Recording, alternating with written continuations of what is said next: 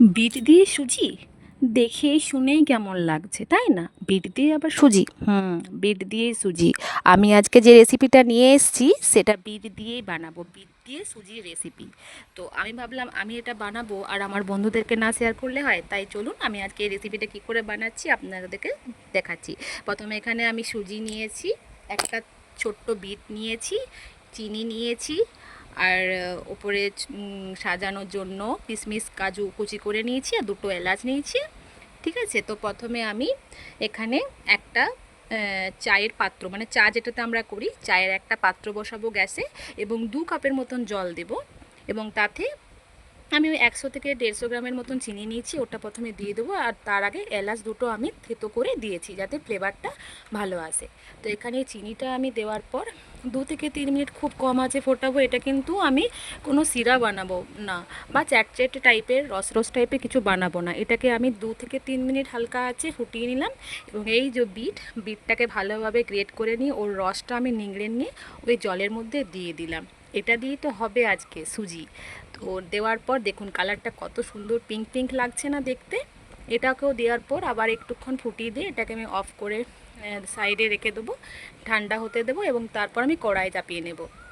কড়াইয়ে একটু মতন তেল দিয়ে নিয়ে তারপর আমি এখানে 1 চামচ থেকে 1.5 চামচের মতো আটা নিয়ে নিয়েছি। আটা, হ্যাঁ, এটা দিয়ে ভালো করে আমি আটাটাকে হালকা আঁচে একটু ভালোভাবে চামচ দিয়ে নেড়ে দেবো। এবং আটার সেন্টটা যাতে সুজির মধ্যে চলে আসে, তাও কাঁচা কাঁচা না, একটু ভাজা ভাজা, তার জন্য একটুক্ষণ আমি সুজিটাকে দেওয়ার আগে আটাটাকে ভালো করে আমি এখানে একটু ভেজে নিলাম তেলটার মধ্যে।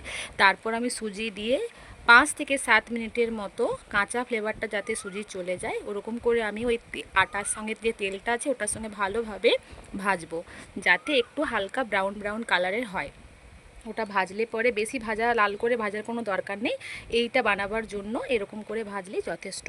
এরপর যখন দেখবো যে হালকা হালকা আমার হয়ে গেছে ব্রাউন কালার, ওর সাথে একদম 1 চিমটি নুন দেব। নুন দিলে এর সঙ্গে স্বাদের ব্যালেন্সটা ঠিক মতন হবে।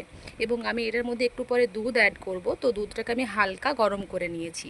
সুজিটাকে ভাজা হয়ে যাওয়ার পর এখানে আমি 2 কাপের মতন দুধ দিলাম এবং সঙ্গে সঙ্গে এটাকে নাড়তে হবে, নাহলে দোলা পাকিয়ে যাবে। তো সঙ্গে সঙ্গে আমি হালকা আছে যেহেতু সুজিটাকে ভাজছিলাম, তো ভালো করে আমি নেড়ে নিলাম খুন্তি দিয়ে। এরপর আমি এখানে হালকা হালকা করে দুধ দেওয়ার পর নাড়লাম এবং ওই যে জলটাকে রেডি করে রেখেছিলাম, বিটরুটের জল, ওটাকে আমি দিয়ে দিলাম।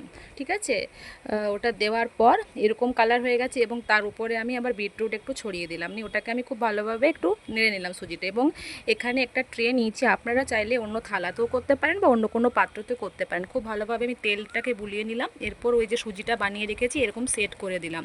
আপনারাও এরকম করে নেবেন। এরপর আমি ফ্রিজে 1 ঘন্টা এটাকে সেট হতে রেখে দেবো।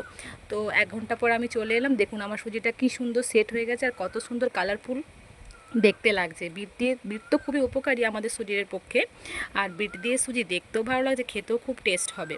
তো এই দেখুন, এটা হচ্ছে সম্পূর্ণ রূপ। আমি উপর থেকে কাজু কিশমিশ ছড়িয়ে দিয়েছি, আপনারা ড্রাই ফ্রুট যেরকম পারবেন সেরকম দেবেন। আমার চ্যানেলের রেসিপিগুলো ভালো লাগলে অবশ্যই লাইক কমেন্ট শেয়ার করবেন। আর ফেসবুক থেকে দেখে থাকলে ফলো করে আমার পাশে থাকবেন আর কমেন্ট বক্সে অবশ্যই জানাবেন।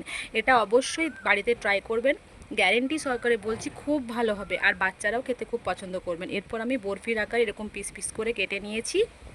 আপনারা এরকম করে কেটে নেবেন, যেরকম মনের মতন সাইজ করবেন। আমি বাবুকে দেওয়ার পর বাবু খেয়ে নিয়ে বলেছিল খুব টেস্টি হয়েছে মা। থ্যাংক ইউ আমার ভিডিওটি সম্পূর্ণ দেখার জন্য।